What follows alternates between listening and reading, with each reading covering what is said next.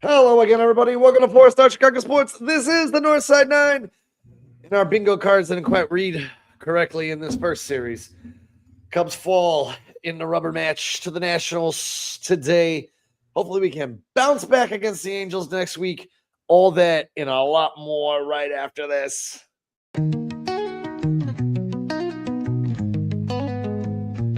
Windy City banners rocking 4 stars align. Dynasty dreams rise, Bulls in their prime. Cubs curse shattered, the victory divine. Fields be running, clock ticking on my timeline. Shot down heroes, legends never fade. Black Hawks flying, cutting ice with the blade. White Sox diamonds, the Southside parade. 4 stars shine bright, legacies they made. Mike with the crown, air rain, no dispute. Sweetness in the backfield, Walter in pursuit. Bear down Sunday's midfield, battles cute. Chicago. Oh, hello again, everybody. Opening week was so exciting. We had so much to look forward to, Kyle. And then we got a pile of poop on the north side, man. How you feeling, bro?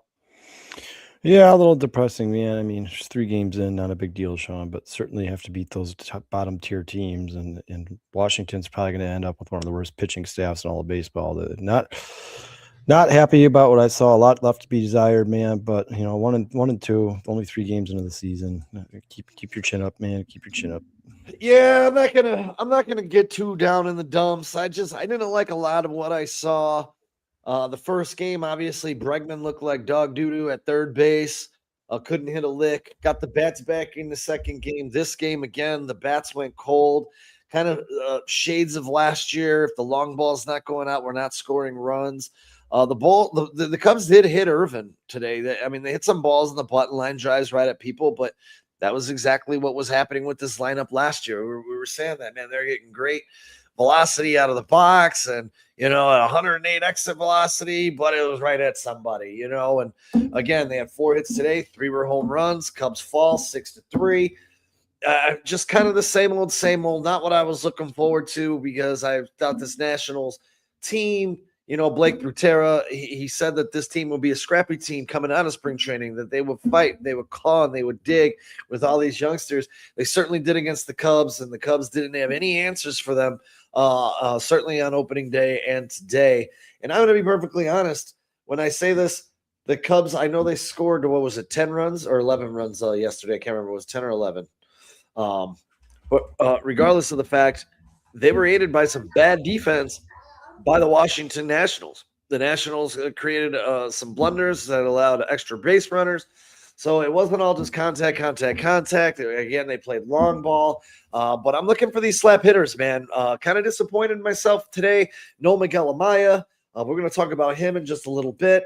And I was kind of disappointed in no Matt Shaw. I don't want to start this thing where Michael Conforto coming on the back half of his career is platooning in right field until Seo gets back. Matt Shaw has the ability to get base hits, get on base, work counts. I want him in this lineup. Conforto looked lost, disappointing at the plate today. I don't know how much I gave you there to chew on with that, Kyle, but I don't know. And again, I know it's 3 games. I'm kicking rocks because it was the Nationals. I'm not saying this team is bad, but they certainly stumbled out of the gate. Yeah, I mean, sometimes in sports it happens. You have slow starts, even for some of the best teams in all sports. But yeah, Sean, I mean, just we talked about it before the season started. To be a good team in baseball, you basically just have to go 500 against the really good teams and beat the really bad teams. And Washington is not going to be a good team. Like, this is a team the Cubs need to beat. These are the teams they need to beat up on to keep themselves afloat, especially in this division with the Brewers starting 3-0. But, it's a long season. I think some of these – I don't think Nico Horner is going to hit 120 for the rest of the season. I don't think Dansby Swanson's going to go hitless for the rest of the season. Some of the stuff's going to start to turn around. It just stinks because, with spring training and the WBC and how much practice these guys get now, you expect them to come out pretty warm, pretty hot. They should be ready to go at this point, but obviously, clearly they're not. It'll get better. It'll definitely get better, Sean. It's going to take some time, but yeah, I mean, there's some things with this team that concern me a little bit, and it's not just based off these 3 games. Things we talked about going into the season, things like Moises Ballesteros not being ready for the big leagues. Obviously he had a small sample size him last year. He looked good, but it might take him to get a while to get in the swing of things. And if it does, who can you replace him with until his bat starts heating up a little bit, especially with Seiya out of the lineup? I think Seiya Suzuki is a big deal to this team. I think you need that bat. Sean, you talked about earlier before the season started. You're like, I still think they're missing a bat. Well, now you're missing two Yeah. because Seiya is one of the best bats in your lineup. So you need to get him back healthy.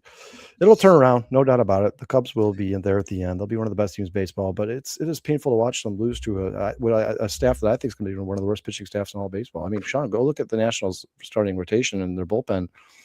The Cubs made them look like all-stars. None of these guys are good. Go look at all their statistics in their career. None of them are good. None of them are good. And I sent you this. This guy, this pitcher today, gave up 38 home runs last year. Led the National League. He gave up 2 dingers today, but contact hitting. Three. And yeah, Sale's a big piece. And to say for you, Brandon, Sale should be back. He's going to miss the next 6 games. So the Angel series, the Indian series. He was running today. He was running today pregame. He was running today, and he had like that workout thing on around his chest and this big brace. I actually have a video of him, and I forgot to upload it to show everyone him running around today. But yeah, he should be back. And again, it's not doom and gloom. I just, with the expectations and everything, I expected it just to be a little bit smoother, and I know it was the first game of the year, but Bregman looked terrible at third base in that first game, and he has looked better the last 2 days. I give him that. It was kind of deflating. It was just kind of deflating because, like when we were talking about, this Nationals team is not a good baseball team. At the end of the season, they're going to be at the bottom of the NL East. They're going to be struggling to get to 70 wins, and it sucks that we just gave them 2. So let's bounce back against the Angels. The Angels are 2-1 right now, or 2-0, I believe. And I believe they have a game that just started here, so we'll see how they wind up. They're 2-1, maybe 2-2 coming into Wrigley, or 3-1. We'll talk about that series here down the road just a little bit, but hopefully, like I said, the Indians are not good. They're going to be decent. The Angels are not good either. I think they're going to be the bottom of the AL West. We got to stack some wins here, especially at home. We can't lose the first 2 series at home to 2 bottom feeders in baseball and head on the road to Cleveland 2-4. That would be ultimately disgusting and disappointing for me from every aspect. And Tuesday is going to be a tough matchup when Jameson Williams matches up against Jose Soriano. So that the Cubs are going to have to find a way to generate runs in that ball game and not let that one slip away, especially if they don't win tomorrow night at 6:40. Marquee Network as they open up against the Angels. Yeah, like I said, like maybe Nico Horner is probably it's early, it's tough to judge. Maybe it's just a bad 3-game stretch, but the guy's probably put a little bit more pressure on himself. He just got paid $140 million. He probably feels like he needs to give back to the city. He needs to be one of the best players in the Cubs. He looked a little uncomfortable at the plate today. He reached for a pitch he usually doesn't reach for, but like I said, Sean, it's early. Some of these guys may just be perfecting their swings or perfecting their stance or their pitch or whatever it may be. But yeah, it's certainly not good. You did not want to start the season 1-2 against the Washington Nationals, one of the worst teams in all of baseball. Yeah, it's kind of depressing, but there was some good news throughout this week. And obviously we all heard the Nico Horner extension. Nico signs a pretty big deal, and we're gonna just tie all this in together because this infield, with some of the changes in the future that I kind of wanted to talk about, not all doom and gloom at the catcher spot, but I do want to see more Miguel Amaya. We'll get into that in just a second. It is Nico Horner's time. Congratulations to Nico Horner. Signs a 6-year extension with the Chicago Cubs, pretty much locking him up into the 2030 season. He signed the 4th biggest contract by a second baseman. And this just came out today, so I don't know if a lot of you heard this, but Nico Horner and his agency required a no trade clause in the contract extension for the deal to be done. Jed Hoyer came out and said the deal could not get done without it. Just so we're clear, his deal is the largest deal for a second baseman outside of Robinson Cano, Mark Semien, and Jose Altuve. Signs the $5 million extension. He'll be making $23 per in 27-28, $22.5 and 29 through 22, $10 million in deferred totals, $2.5 million each of the last 4 years. The present day value is about $137.5 million. I will say this, and Kyle, I have a feeling you're going to feel the exact same way. Congratulations. It's well deserved, well earned, and a player we wanted on this team for a very long time for many, many reasons that we talked about last week before we thought of the extension. And it was funny because we talked about this and said he should be the exact next guy just on this show last Sunday. And the next day he signs an extension. How about that, Kyle? Yeah, congratulations, Nico Horner. Sean, you know he's one of my favorite players on the Chicago Cubs. A couple of years ago, you were buying me a birthday present. I think you asked me, "Hey, I'm just going to get your jersey. Which player do you want?" You know, obviously, I ended up getting Horner. I love Horner. I think he's important to this team. He's one of the best defensive players in all of baseball, not just second baseman. I'm talking about the entire field. It's well deserved, man. I don't know how, but somehow he flies under the radar. A lot of people, he's not really in the national spotlight a ton. He doesn't make all-star games, but he should. He is one of the best defensive players in all of baseball in terms of metrics, and his bat is always consistent. Now, listen, I understand he's not going to hit up for a ton of power. You're not going to get 30 home runs out of Nico Horner, but I don't think that's what he's here for, man. I think he's one of those guys that's here to move the line. And if you put him in the right spot, Nico Horner can do some damage, especially against these bottom-tier pitchers. But, yeah, it's just a slow start for him. Like I said, maybe he's putting a little too much pressure on himself after signing that big deal. But I think, Sean, you know, I texted you the other day. At the end of the day, bums will be bums and the winners will be winners. And I expect that to happen at some point this season. I think this Cubs lineup's going to wake up and start hitting. You know, they talked about in the first game, if you guys were watching, how this lineup's going to give people trouble because they hit the contact, they don't strike out a ton. It's kind of been the opposite for the first 3 games of the season, but I expect that to correct itself at some point, man. But congratulations, Nico. I'm happy he's here. Sean, now you have a majority of your core locked up for the future. Cubs just need to bring some of these prospects up, continue to get better, and continue to get more consistent. And I also think that it's going to take some time for Alex Bregman to really fit in this lineup, for Craig Counsell to figure out where he wants all these guys. I don't think Hap should be hitting a 3-hole like we saw in the first game. I think that's a mistake, but he'll figure it out, man. It just takes time. And that'll probably change when Seiya gets back into this lineup. They'll start shaking it. Seiya is usually in the 3-hole. I don't know if that moves Hap to the 4-hole. I'd like to see Hap somewhere 5, 6 in the lineup personally. Get him down. He might get a little bit more comfortable down there. I don't know if that's ever going to happen. I'm hoping for it. I don't want to bag on Hap too much at this moment, but he's just not a guy. I mean, preferably, I guess I would like him lower, say 7 or 8. He's just not a guy that's proven to be clutch in this lineup for the Cubs over the past few seasons. And let's just be honest here. Today he had an opportunity again. He struck out with runners in scoring position, a chance to get the Cubs back into the ball game. He struck out. This is something that we're starting to get used to seeing Ian Happ doing. And look, I'm not an Ian Happ hater, not at all. I think he's a very good baseball player. I think that people think he's better than what he is, and I think that's kind of the problem, where it starts and where it stops. Correct me if I'm wrong on that, Kyle. Sean, I've been saying this for years. I think Ian Happ is a good, like you said, he's a good, consistent baseball player. He's probably, to me personally, pretty much average. But the problem with Ian Happ is, like you said, Sean, he's almost a guy who kind of like pads the stats, right? He never really gets clutch, important hits. You know, he's not the guy you want up with the bases loaded, down by 2 and 2 outs in the bottom of the 9th inning. He's the guy you want up when you're up by 5 runs in the 6th inning and you need an insurance run, right? Like that's when you want Ian Happ up. He seems to struggle with runners in scoring position. Sean, I think you said in his career with 2 outs, runners in scoring position, he's like hitting 219 or something like that. This guy's that's a big enough sample size for Ian Happ to now just, that's who he is, man. He's just not a clutch guy. It's kind of like how people talk about Aaron Judge. Like, yeah, he's an amazing baseball player. He hits a ton of home runs. He hits for a ton of power. He's consistent, but if you don't hit when it matters, then at the end of the day, I think there's probably somebody who could be better for you at the Cubs. And if I'm the Chicago Cubs, Sean, I am not rushing. I am not rushing to sign Ian Happ back after the season. That's just me personally. I think he's a great dude.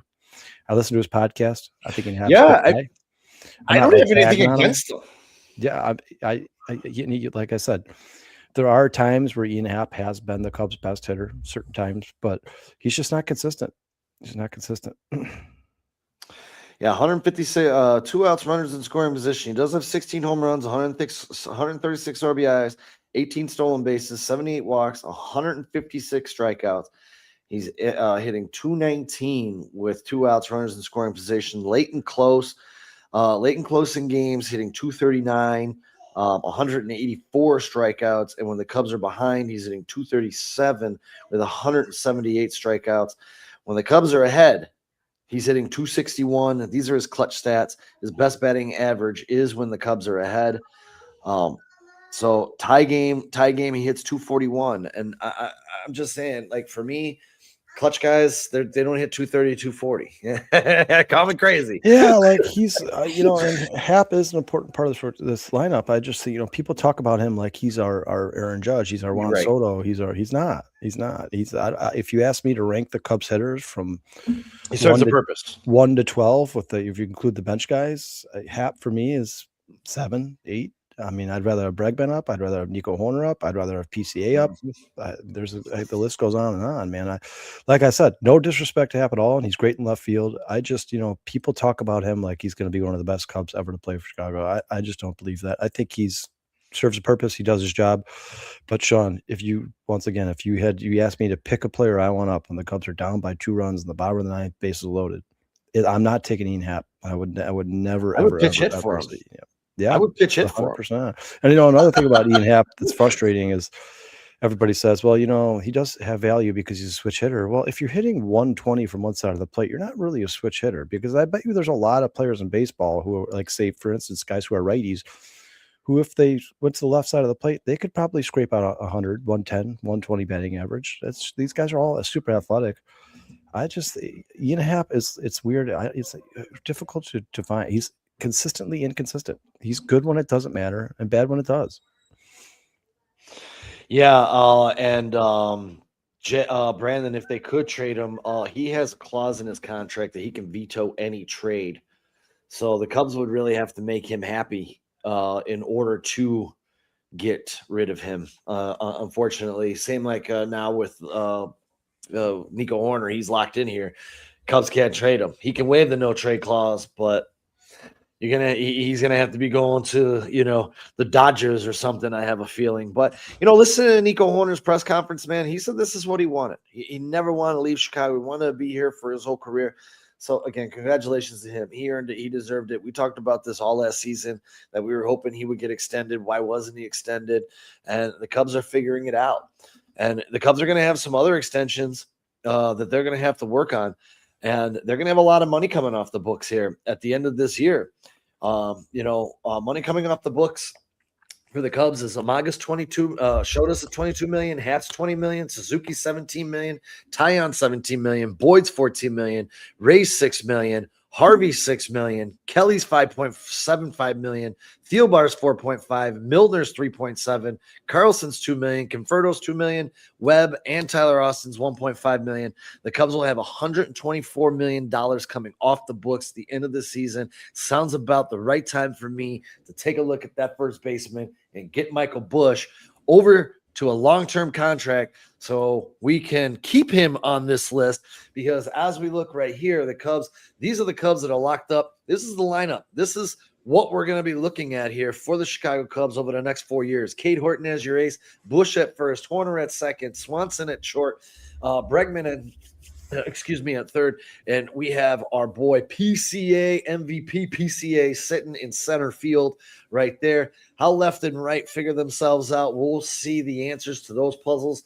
But did the Cubs have team control over Michael Busch? But when we talk about the next player that we need to get locked up and make sure he's here and he's happy, that would be Michael Busch. And one thing that I thought was really awesome was listening to Michael Busch in his interview, saying he took time away. He didn't have to, but took time away, left, came back to be at Nico Horner's press conference for his contract extension, and talked about what a leader he was in this locker room and how much of an influential player he's been to help him in his career. So, and he pretty much called him his best friend. So Nico and Michael are pretty tight. It's good to hear that Nico's taking a young player like Busch under his wing and helping him and giving him leadership he needs to be successful.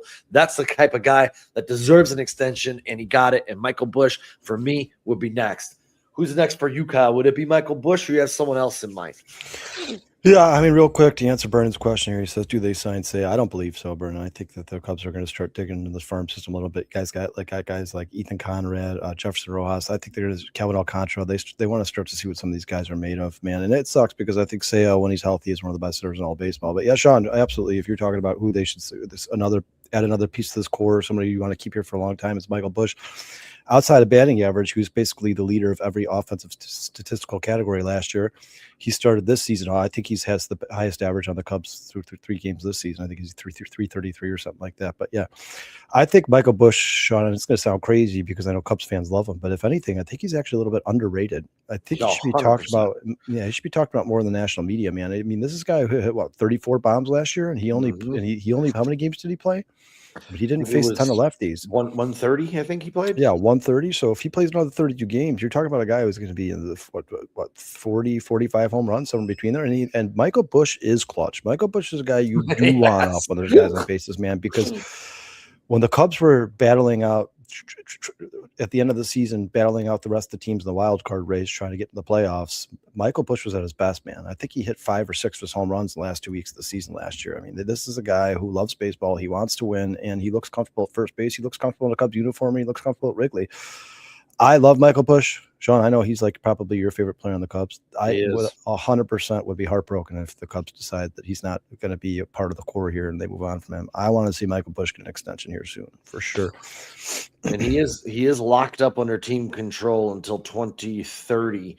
But I would prefer just getting that contract done and having Michael Busch know that he's wanted it here in Chicago, much like Nico Horner and PCA. And it seems as though with these contracts and good deals that are being had here, although if you look at Nico Horner being the 4th highest contract, that wasn't really a deal. It was a fair contract that was earned.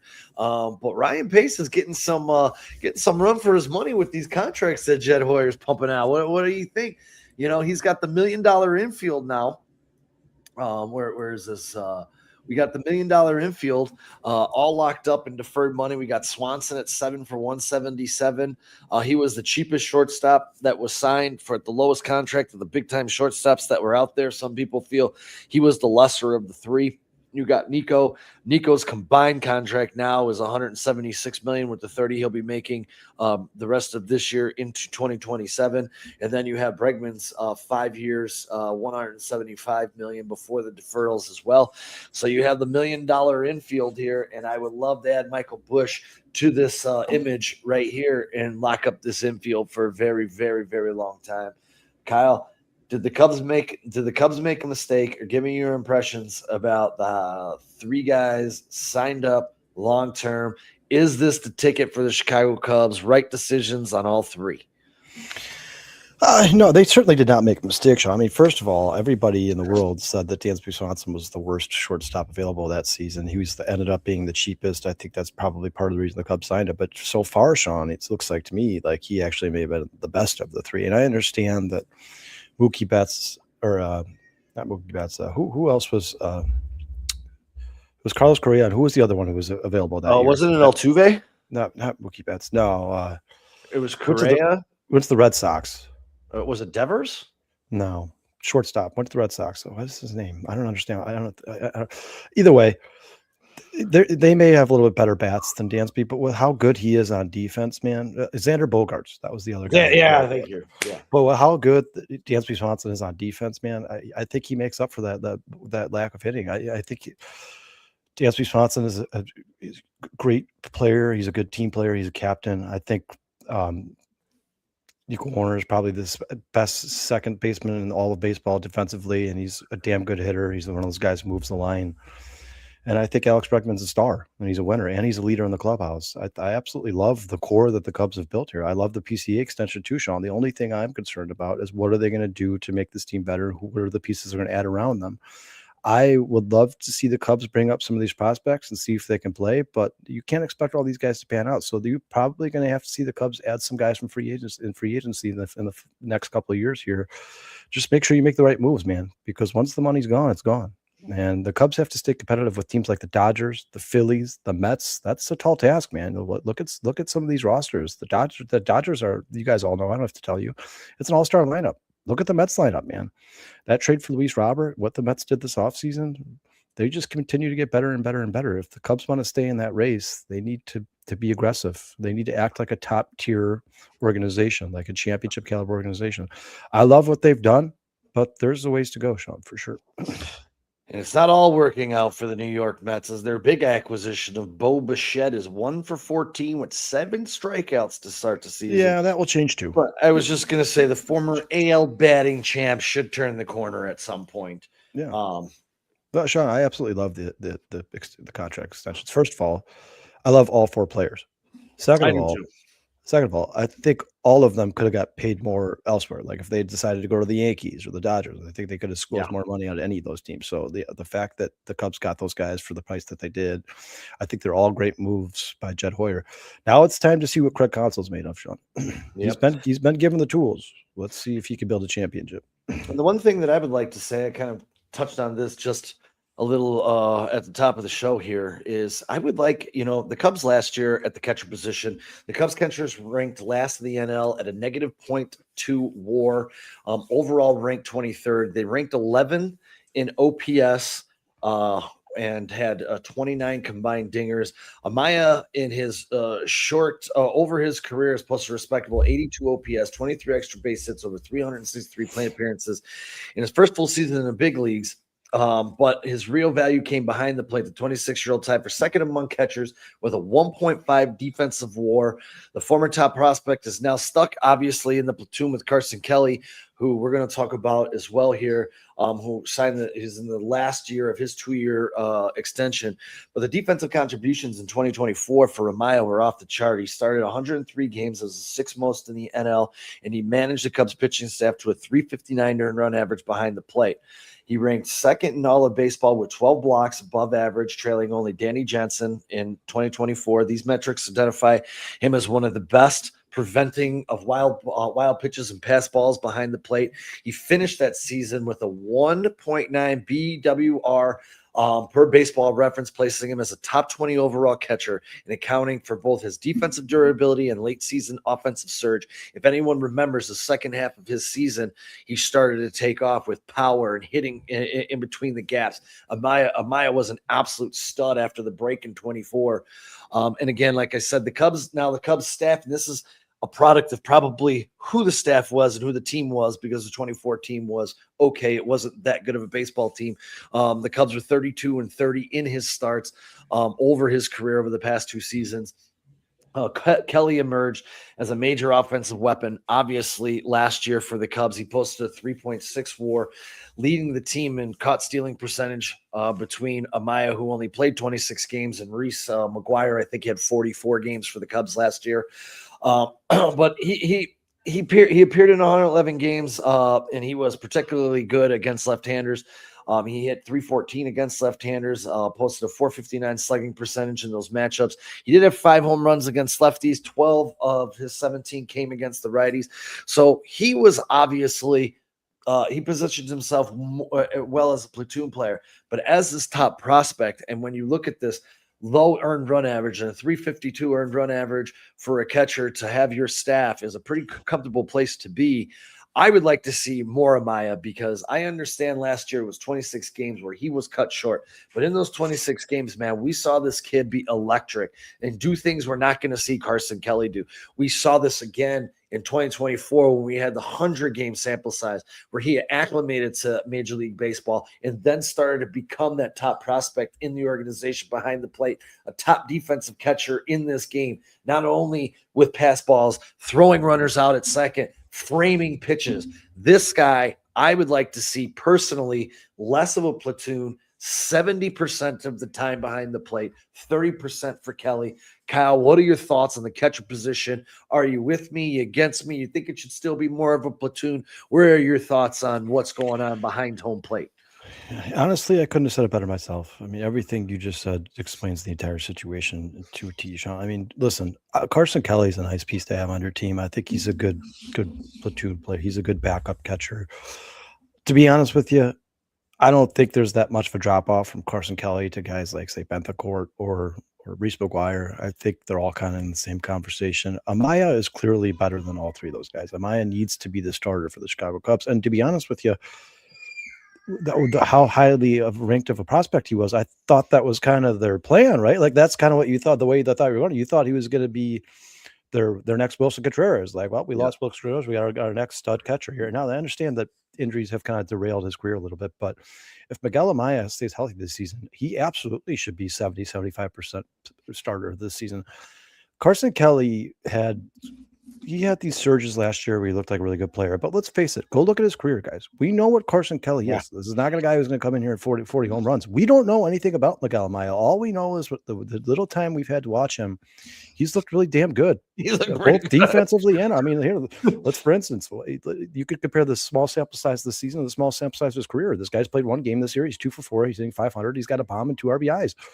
If a Miguel Amaya continues to do that, why aren't you surprised that Craig Counsell would want to see more of that? Don't you think that Craig Counsell sitting on the bench like, man, I wonder what his ceiling is? Are we talking about a top 10 catcher in all baseball? There's only one way to find out, Craig. If they're going to do this thing where they're like, well, we really like Carson. He's a nice guy. So just as a tip of the cap, we're going to split him 50-50. You're putting your team in you're not putting your team in the most advantageous situation. If Miguel Amaya is the best catcher on the team, he should be named your starting catcher and should play 70% of these games. That's what every other team in baseball does, Sean. They put their best catcher out there the majority of the games. Now, listen, we've talked about this in the past, and you've made a good point. It's usually pitcher's preference, right? Yeah. Pitcher's preference. But you just went over the defensive stats. You just went over them. How could any pitcher in the world not prefer that? The guy's behind the plate is his pitching staff has a 3.5 ERA over his career. That guy needs to be behind the plate more often. I am really disappointed that through the first 3 games of the season, once again, guys, tiny sample size. I'm not hitting the panic button or anything, but really disappointed that it went 2 to Carson, 1 to Miguel. I think it should have been vice versa. I think that should have been a statement Craig Counsell made early, like, hey, Carson, we like you. You're a nice piece here. You know, it's good to have you. You're a good security blanket, good backup catcher in case Miguel gets hurt, but he's our guy. That's our guy. We groomed him in our farm system. He was one of our top prospects. He's the catcher of the future for the Chicago Cubs. He's young. He's only going to get better from this point on. You're going to get 2 of the first 3 games of the season, and Carson Kelly's going to get 1. And you know what? If Carson Kelly has to come in as like a pitch hitter every once in a while, like I believe he did yesterday, fine. I'm all for it. But for the majority of this season, Sean, I hope to God I see Miguel Amaya be on that plate, man, because I think Miguel Amaya, I think his ceiling is higher than we've seen, man. Because remember, when he comes back from these injuries, he's probably trying to play catch up a little bit, right? Get back into baseball shape. Yeah.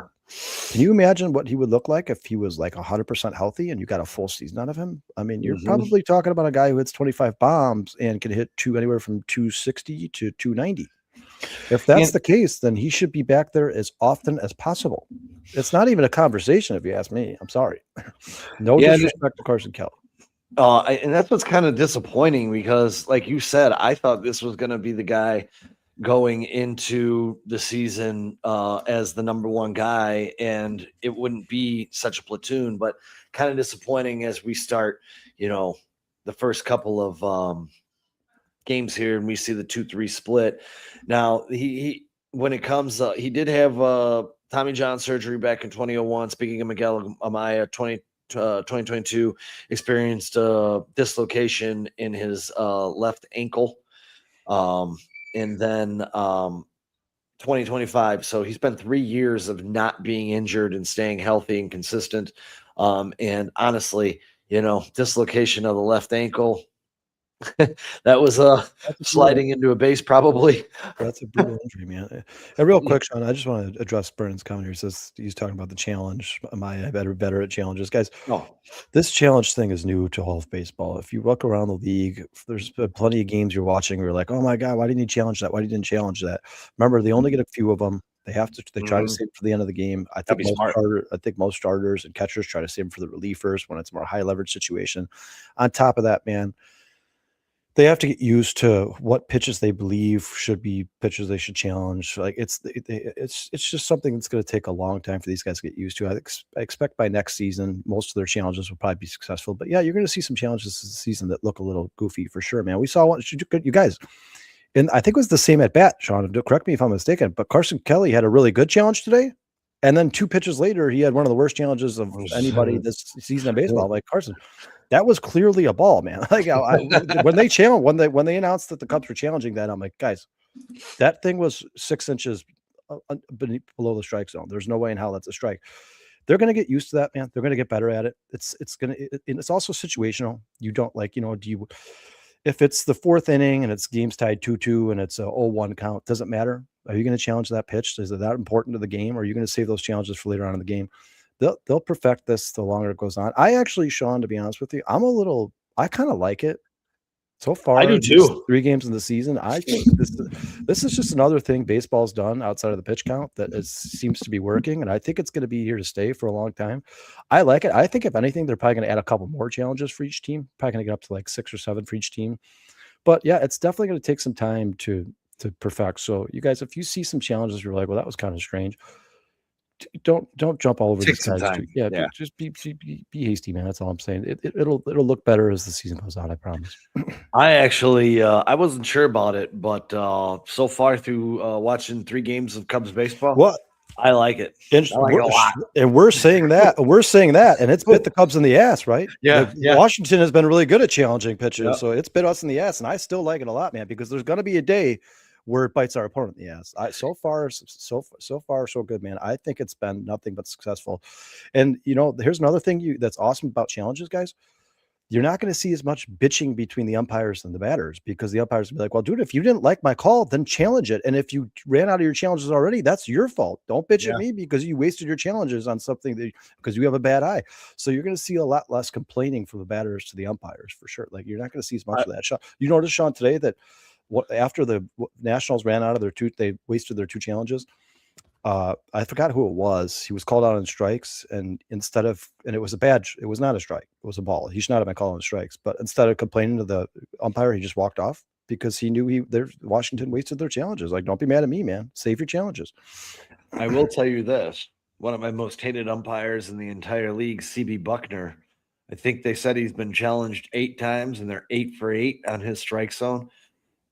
Thank God, because that dude is the worst umpire calling balls and strikes, I think, in the history of this game. Yeah, this may not be the way that we wanted to see these umpires held accountable, but either way, they are being held accountable at this point. And Brandon's right too. That lady called, dude. I don't know how. Yeah, I don't want to dog on that. I don't want to dog on her, man. I don't know who that is. I'm not gonna lie and tell you I followed her career. I hope she makes it.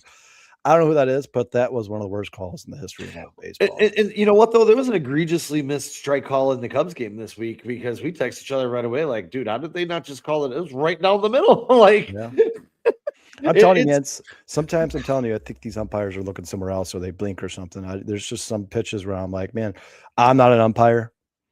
I've never played in any professional baseball league, but me sitting on my couch, I could tell you that was clearly a ball or clearly a strike. I'm glad that they're doing this challenge thing. Did you hear the challenge, Kyle? Were you listening to the game when the ump thought they called for the challenge? Yeah, and he was like, this crowd's too damn loud, man. Yeah, I was like, yeah. Welcome to Wrigley Field, bud.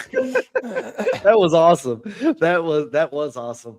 I did want to get into to finish up on Miguel Amaya. I'm just I'm just hoping that I'm adding him to this list, because right now I don't know what's going on behind the plate, but I'm hoping that we're going to be plugging him in here. I have a feeling that right field might be Matt Shaw next year, and left field might be Kevin Alcantara. Here's what I want to say about Miguel Amaya before we move on. It's more about Craig Counsell. Really quick, Kyle.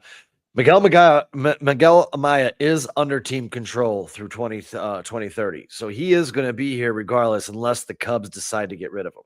So go ahead. Miguel Amaya right now is clearly the better hitter between Carson Kelly and Miguel Amaya. Once again, no disrespect to Carson Kelly. I like him. He does have good, tough at bats, but Miguel Amaya gets hits. That's the difference.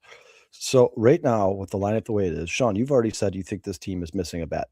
Now that Seiya Suzuki is hurt, who's one of your best bats, Craig Counsell needs to start considering that stuff when he sets these lineups. Like, man, if you feel like you're already down a couple bats, or even one big bat, like Seiya Suzuki, or say Bregman got hurt, or any of these guys who are super important to this lineup, then for that week that Saya's not in, it should be like 5 starts for Maya, 1 for Kelly. Same as right field. Yeah. If you feel you're already down a bat in your lineup, Matt Shaw should be in every single game, and you should I agree. sacrifice those that little dip in defense for that bat.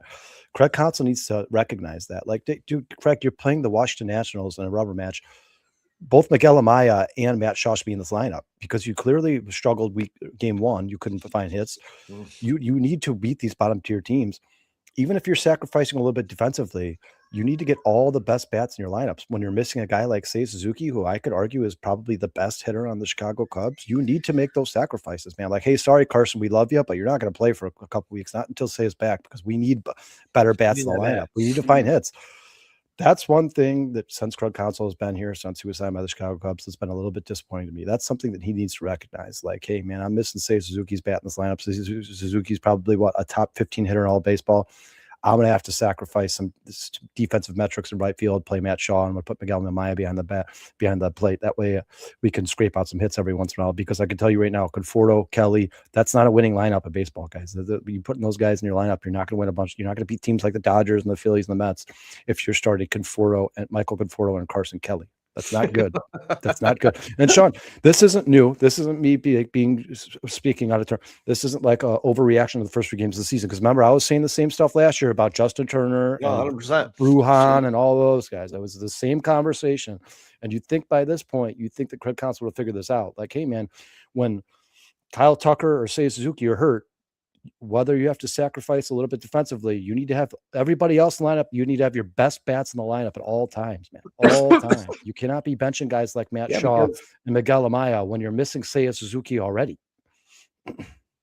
Yeah, because people might not know this, but Suzuki averages about 30 doubles a year and averages, 20 home runs a year. Last year he hit 32, but for his career he's hit a minimum at 20, 21, and 14, and then 32. So you're average probably around 22 home runs, and you took 80 RBIs out of your lineup right now. So you take doubles, home runs, and RBIs out of your lineup.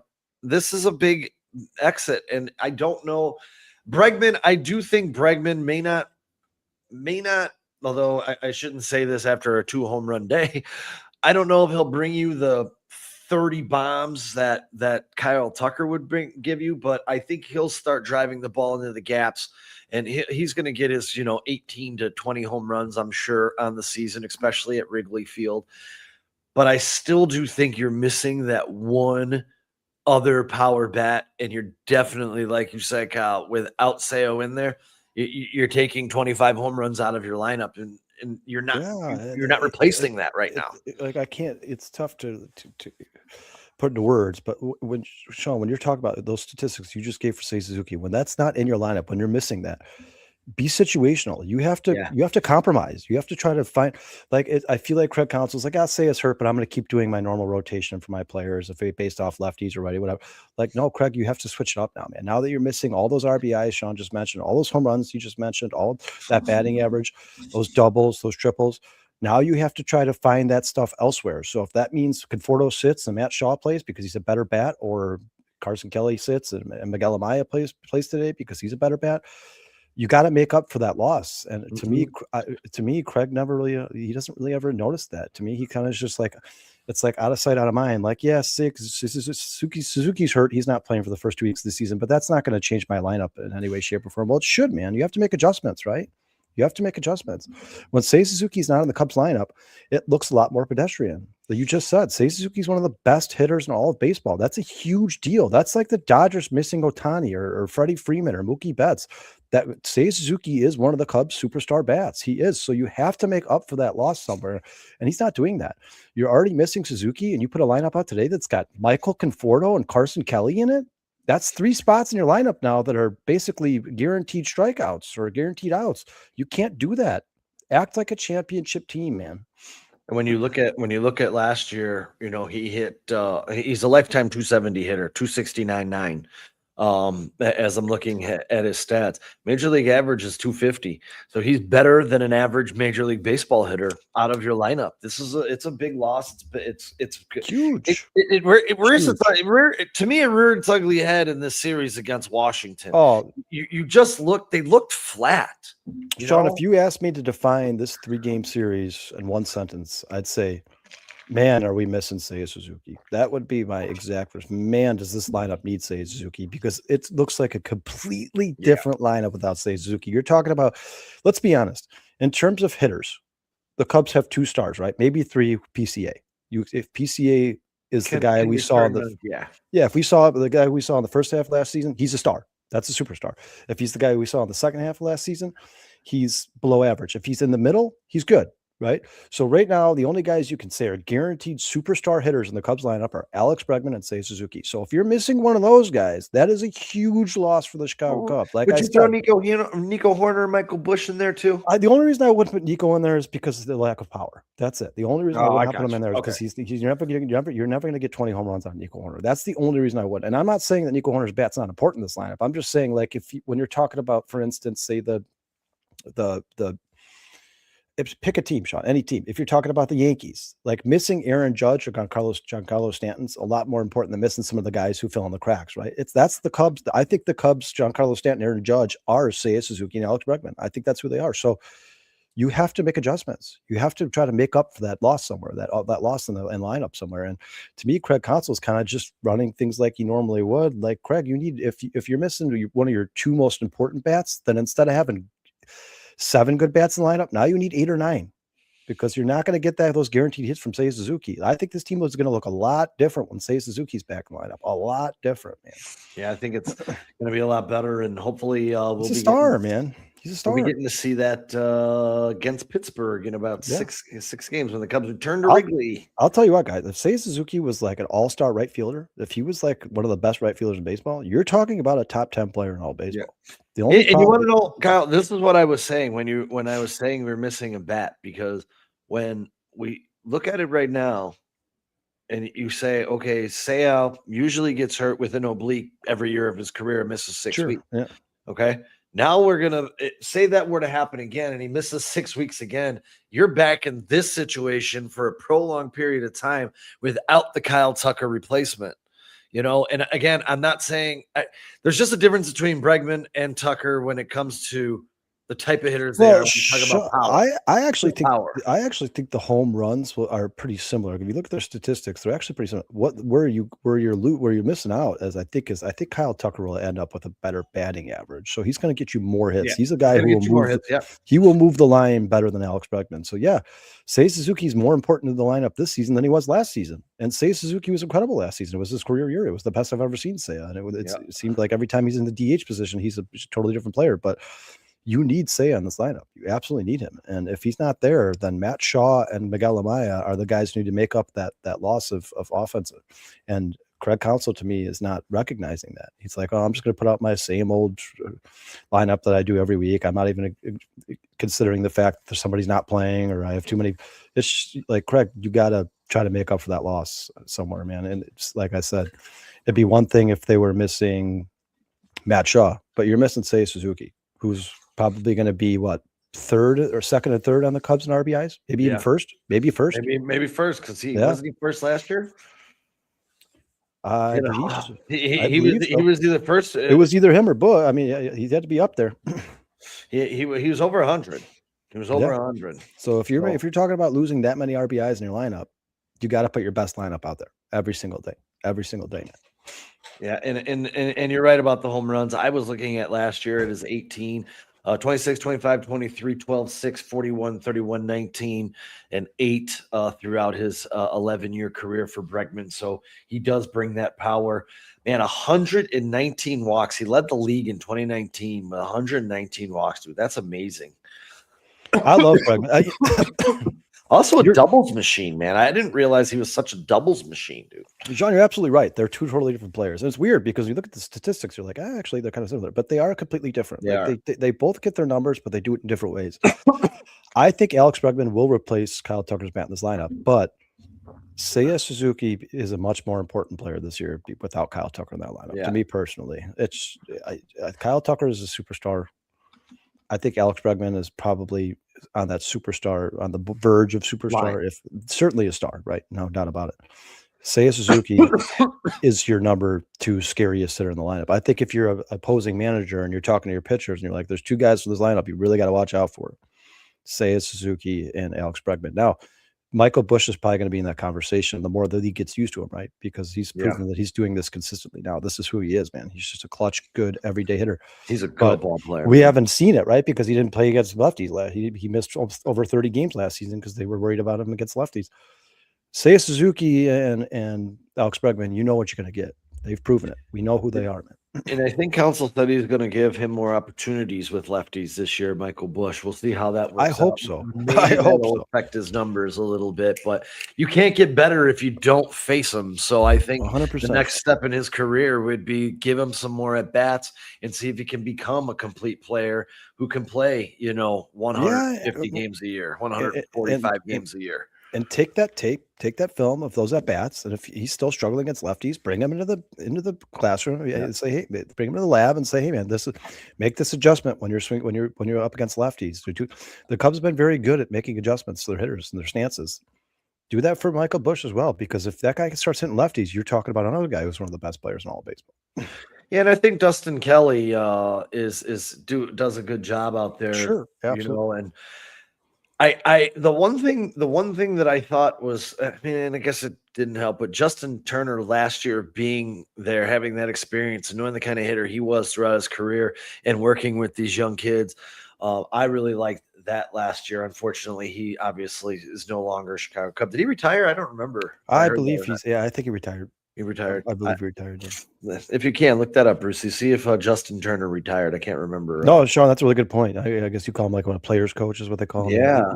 I think that's more important than people think. We talk about that with Grady Jarrett on the Bears as well, right? Like, maybe he's not the old true Grady Jarrett he was in his prime, but I think his voice is just as important as his play on the field, and I think that 100% is absolutely could be the same could be said about Justin Turner. And we don't even have to say it because 80% of the Cubs team came out last year and was like, "Man, Justin Turner has helped me so much, dude." Yeah. Daniel Palencia gave Justin Turner the credit for him becoming one of the best pitchers in all of baseball. He gave Justin Turner the credit for that. He's like, yeah, man, he just built my confidence up. He told me, like, I would never want to face you in the 9th inning, man. You're a flamethrower. If you can start finding a location, just relax a little bit, take a deep breath.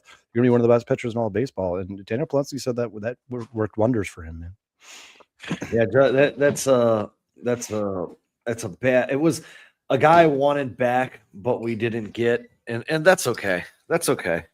Anthony Rizzo's there now, and Anthony Rizzo being back with an ambassador, being around the team, it was something that I asked for last year. I don't know if you remember that. I'm very happy that they brought him back, and he's going to be working, I'm sure, with a lot of these players. Hopefully he works with Michael Busch, man, the two lefties getting together and hanging out. That would be really awesome. That would be really awesome. You can give him some pointers at first base as well, man. Hell yeah. Justin Turner didn't announce his retirement. Okay. Bruce, do you know if is he on a roster? Was Justin Turner on a roster? Yeah, if you could look that up, Bruce. Yeah, and before we move on, I want to take a trip down to the farm because some exciting things happened down on the farm in the first couple of games for the Iowa Cubs. But I would be remiss if I didn't mention the pitching staff for the first couple of games here. Obviously, the first couple of innings for Matthew Boyd went swimmingly, and all of a sudden the fourth came, and it seemed like he'd lost a couple miles per hour on his pitches. Excuse me, it was just throwing some golf balls up there for these guys to tee off on. And then, Cade Horton looks solid. He's going to get better from what it didn't blow my socks off. He did give up some good hard contact. It was a lot of people. That home run that he gave up would have been out of two ballparks in baseball. Wrigley just happened to be one of them. It was a line shot. It would have stayed in most ballparks. But again, that was a hard hit ball. I think it was 6 balls that left the barrel at over 100 miles per hour. But he was also, making people miss. He was mixing his pitches very well. So not discouraged in any way. But then today showed up obviously shaky in the first. He gave up a couple of walks, something that he doesn't do too often. He doesn't normally put runners on base. So a little bit of an unorthodox start for him outside of the home run that he did give up. But I thought after the home run, I thought he settled in nicely. He got in a jam. He got in a couple jams after that, and he was able to pitch his way out of it. He gave up the leadoff triple. Didn't wind up giving up a run in that inning. He wound up getting out of it. So there was some good and some bad with Shota. But Kyle, we talked about this. Shota just has to limit his damage as far as putting base runners on, because part of his repertoire is we know he's going to give up home runs, but he's also a weapon, and if he can just keep him to solo shots, he's still it could be a valuable piece to this Cubs team. He just cannot get these runners on, can't give up walks.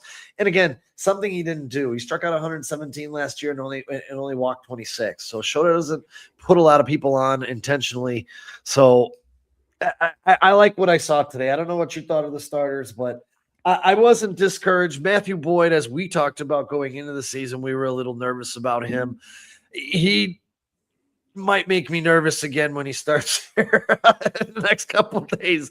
But what were your overall thoughts the starting rotation for the Cubbies? Well, Matthew Boyd, I certainly like Shota to start a lot better than Matthew Boyd. Matthew Boyd was looking like he was on pace to have one of his best starts ever. I mean, I think he had 7 strikeouts to 3 innings. And then all of a sudden, I think it was the 4th inning, he could not buy an out, man. He just could not buy an out. I don't know if he got tired or the second or third time through the rotation, they started to figure him out a little bit. But yeah, Matthew Boyd definitely needs to go back to the lab and find something, because he looked on the opening day like he did at times the second half last year, where he started to struggle a little bit. Maybe he's just out of gas, out of juice, but he shouldn't be at that point this early in the season, man. That one's a little concerning. Cade Horton was awesome, Sean. I mean, he was throwing first pitch strikes. He was controlling the pitch count. He was controlling the at-bats. He was aggressive. That's exactly how he was pitching last year. He's now I think 14 consecutive starts with 2 earned runs or less. Another quality start for Cade Horton. Cade Horton's 100% the real deal. I'm sure he's going to struggle at some point. He's not going to give up less than 2 runs or less for the rest of his career. He's going to have ups and downs. But yeah, I love what I see, and I think the future is very bright for Cade Horton. Shota, I mean, I think Shota pitched exactly how he normally does, man. I think the only difference today from last year is there was 2 guys on base when the guy hit home run this time. Usually I think, Sean, you brought it up last year. I think he allowed 32 home runs or whatever. I think 28 of them were solos, something like that. He just can't have guys on base when he gives up those home runs. They're going to come. The home runs are coming. He's a fly ball pitcher at Wrigley Field. He's going to give a home run. It's going to happen. But after that first inning, when he settled down, he looked great. He looked like Shota for the first year he was on the Cubs, his rookie year in Chicago. So I know what to expect from Shota, and what I saw from Shota today is exactly what I expect. I think he's going to give you 2, 3, 4 earned runs every single game. That's how he's going to give up almost every single start. He's going to have high strikeouts, right? I think he had 7 strikeouts today. I like Shota. I like where he's at. I think the Cubs could have won that game today. I certainly don't think it's Shota Imanaga's fault they lost. I think their lineup looked like garbage against one of the worst starting pitchers in baseball. Jake Irving. Cade Horton's a stud. I think he's going to be the Cubs ace. We've talked about that many times, Sean. Matthew Boyd, concerning, because last year was the most innings he's ever pitched in his entire career, and he still looks fatigued. To me, he still looks fatigued. That's concerning. And the bullpen didn't for 3 games. I'm not up or down. I haven't seen enough, man. Yeah, they each pitched like one inning, like against a really bad Washington lineup, or what we think is going to be a bad Washington. There are guys in that Washington lineup who I expect to be really good players in baseball, but right now, man, the bullpen, I'm here or there. I think it's way too early to make an assessment. But now the same could be said about the starting pitchers as well, man. But it's 100%. Matthew Boyd is not concerning because of the start against Washington, guys. Matthew Boyd is concerning to me because Matthew Boyd was concerning to me at the end of last season when the season ended. I was like, ooh, I don't know what to expect out of Matthew Boyd next year. We got a career year last year. You usually don't get 2 of those in a row. So if anything, out of 35. Yeah, and if anything, if I'm a Cubs fan, I would expect Matthew Boyd to be worse this year than he was last year, because last year was the best he's ever been. So don't be surprised at all if you see some more starts like that from Matthew Boyd. And if you do, if that continues and Justin Steele gets healthy, don't be surprised if Matthew Boyd is the one who's kind of pushed out of this rotation. Yeah. And I'm with you, Bruce. We're going to get into the games down the road here. Edward Cabrera is set to make his Cubs debut at Wrigley. 6:40 first pitch. And we'll talk about that just a few minutes because that's something I'm very excited about. Even though his last two spring starts were left a lot to be desired. We'll talk Yeah, about that. but maybe he just looked at those last two starts as an opportunity to work on something, tweak a pitch here or there. I don't take anything from spring training, man. I really don't. I don't care about spring training in any way, shape, or form. Almost all these guys and all the studs of baseball at spring training get beat up a little bit. I think they're all working on new pitches or just trying to tweak things a little bit. I am super excited to see Cabrera tomorrow, and I would be absolutely heartbroken if he goes out there and lays a goose egg, man, and gives Oh up 8 or 9, God. man. That would break my heart, man. I hope Cabrera has a quality start tomorrow. The Cubs can take a win against a pretty bad team, Sean. Outside of Mike Trout, you say a lot left to be desired, man. Go look at the Angels lineup, guys. There's a lot. If That's ever a Cabrera gets rocked, dude, it's gonna break. It's gonna be depressing. It's gonna yeah. be depressing. If ever Cabrera gets rocked, I'm gonna start really, really itching for Justin Steele to get back in this rotation at some point. Yeah. Now we got till June 1st for that. So, Oh, you but just need that but run stopper. You need a run stopper, man. Usually when somebody comes in and pitches really well, the rest of the rotation will try to keep. These guys compete amongst each other. You know that, John. We'd heard. Remember when John Lester and Jake Arrieta used to talk about that? yeah, Well, if John throws a great game, I have to throw a great game because I can't let them talk shit to me in the locker room. Like these guys, they'll start to feed off each other a little bit. So maybe Cade Horton's going to be that tone setter, man. Maybe that's who he's going to be for this team. I don't know. They need their John Lester for sure. Somebody's going to have to stand out in this rotation and be that guy, be the leader. I will say another guy because I don't want to slip by because it's going to be a story we're going to be talking about throughout the 2026 season, or at least unless he gets optioned. But Ben Brown came in relief of Matthew Boyd, went 3 innings, 2 earned runs, two runs, a walk, struck out 3, gave up the home run. I think it was his first or second pitch he threw. He gave up the dinger. One of those earned runs obviously charged to Matthew Boyd. I thought after the home run, I thought he settled in. He was another one he got into little jam. He was locating his balls pretty well, mixing his pitches, moving it around the plate, keeping the hitters off balance. I thought for the 3 innings he was out there. Only chance we got to saw him. Again, I want to see more, see if he can build off that. The 3 strikeouts were nice. If you're going to be in long relief, you obviously give up a walk. If it was 1 inning, the walk would piss me off. But he pitched 3, gave up 1, struck out 3, only gave up 2 hits. I was okay with what I saw to Benny Brown to start the season. Ben Brown is still considered a prospect. I'm okay with Ben Brown having an okay outing every once in a while. I'm okay with Ben Brown having a bad outing as long as he's consistently getting better as the season goes on. That's what you want to see out of Ben Brown. You want to see him start to get used to Major League Baseball, start to get used to facing professional hitters. I think Ben Brown is far from the finished product, but I think if the Cubs can get him there, especially with this pitching staff, the pitching, I think the sky's the limit. He has to get better month. It's not, Sean, not necessarily from start to start, right? Not from outing to outing. He's got to get better from month to month. Yeah, that's what you're looking for. He's a prospect. You expect him to get better as the season goes, and it's the same conversation we're going to have about Moises Ballesteros. People are like, "Oh, I see the stuff on Twitter and Facebook, like Moises Ballesteros sucks." What are you guys? What is that? His 28th professional at bat. And Sean, nobody knows better than me because remember, I was harping on PCA pretty bad when he first came up here, and you were like, "Bro, relax." I'm not worried about Ballesteros, man. Neither am I. And I think I'm in the same mindset with Ben Brown. I think he's still very young and he's still working on that 3rd pitch. I think he's got a pretty long leash for the Cubs. If by the end of the season, Sean, he's still going in and giving up a bomb right away, probably not going to be much longer of a leash. If Ballesteros isn't raking by June 1st, we'll have a differerent conversation. Yeah, and don't you think this is something the Cred Council probably expected? Like he probably maybe not expected, but was like, this is certainly there's certainly a chance that Moises Ballesteros I know it sounds comes out crazy. I know it sounds great. Where was he at in the lineup today? Where did he bat today? Ballesteros. Bruce, he you was got 7. that? He was 7. I And think this sounds crazy. I would like to see him at 6th.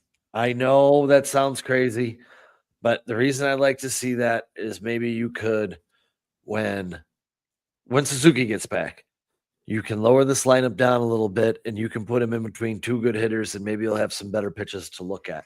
Or maybe even Just a leave him. theory. Just a theory. Maybe even put him at 9 until you feel like he's really comfortable. You know, like, hey, Moises, we're not expecting a lot from you, man. Take your time. Get comfortable. Don't put too much pressure on yourself. Go hit there in the 9 hole. Get comfortable. The more this game slows down for you a little bit, the more used to these major league pitchers you become, then we'll start moving you up. But I just don't. I feel like the Cubs shouldn't put too much on his plate, man. Don't try to make him the hero in his 40th professional at bat. You know what I'm saying? 1 for 10 in this opening series, 5 strikeouts and a walk for. And that doesn't tell the whole story. He's had some really good at bats, man. He had a rocket off the bat, dude. He had a Dude. rocket off the bat. It just happened to be right to the third baseman. Yep. But I don't make excuses, but you talk about games where it could have easily gone a different way. Today was a perfect example, man. The Cubs were hitting line drives all over the place, but they were going right to defenders, I think it was like Michael Bush who hit one of the left fielder. I mean, I don't remember who it was. Was it Michael Bush? Absolutely, the ball was smoked. Absolutely smoked. No, I think it was Bregman's first out. He smoked it. yeah. I thought it was gone. I don't think he moved. I don't think the left fielder moved.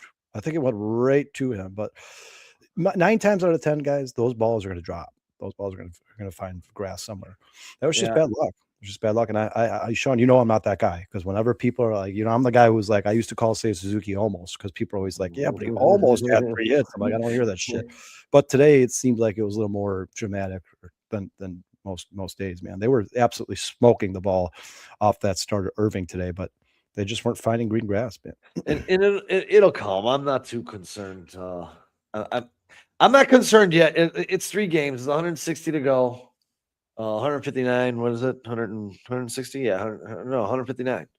We'll see where it goes. But I will tell you what was fun was going down on the farm and seeing some of the things that were happening down there. What was that from Brandon? He's asking, you guys want to see Hap and Moises 8 and 9? I don't know if I'd put Hap at 8. That's far down there, man. I don't know if he's. I'd like to see him down at 6. Yeah, 6. I'd put Hap at 6. I mean, it's gonna, like Sean, you just said, it's totally gonna change when Seiya gets back. I have no idea what this lineup's gonna look like when Seiya gets back. I don't think Hap will be hitting 3. I certainly don't think he'll be hitting 3. I think he'll be. My fear is they move him.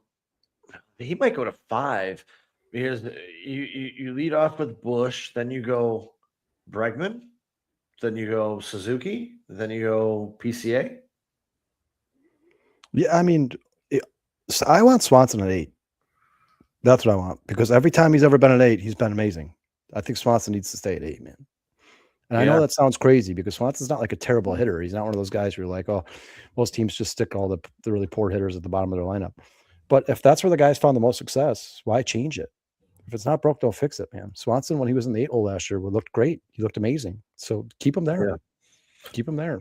Yeah, and I'm good. I'm good. I'm good right now. The biggest thing that's going to bother the piss out of me is if Miguel Amaya is in this platoon, like we talked about. Like, you can tinker with this lineup so you find the lineup that clicks, but that lineup has to include Miguel Amaya, because the sample sizes have been too good. Like, they've been too good to not give him enough time to develop. Like, come on, man. Like, please. You know, they do this too often with these kids, dude. Just let's fucking go, man. Get this guy in the lineup. Let him play. You're playing 6 games this week. Let him play at least 4. Yeah, and like I said, how is Craig Counsell not sitting in the dugout like, man, I really want to see this more of Miguel Amaya, man. Every time I put him in, he shows up. I don't understand how he's not thinking like that. We all know what Carson Kelly is. He's an aging player who's at the end of his career, who's serviceable, and he's a good backup, and he's a good security blanket. But Miguel Amaya could be a star starting catcher. Don't you want another star in your lineup? Yeah. Mm-hmm. And Brandon's right, dude. Amaya and Shaw are way different than Kelly and Conforto. 100%. That's what I was saying earlier about missing Suzuki. Those two, if you're missing one of your 2 best hitters, like if Bregman or Suzuki are out, those 2 guys should be in the lineup most days. Yeah, and certainly at least one of them, right? Yeah, at least one of them. Whoa, yeah, and Shaw's got pop too, man. Like, come on, man. I was frustrated. I was very frustrated with the lineup today. I honestly, when I got the lineup card, when I did the Facebook post for the lineup card today, I actually was like, man, I don't like this. I didn't Felt like it. arrogant. Felt Yeah, arrogant. like, dude, look, Conforto was good on the Mets like 5 years ago. Like he's It's like not 8 years ago. like, he's not good right now. Like he hit 199 last year. Like maybe a defensive replacement, but he's not the guy I want getting 3 at bats in my lineup trying to win the first series of the year, especially when Matt Shaw's already got a couple hits on the year. Man, he had a bullet right back up the middle yesterday. You know, the guy gets on base and let him build off of his second half, because after the All-Star break, this kid was nails, man. I mean, come on.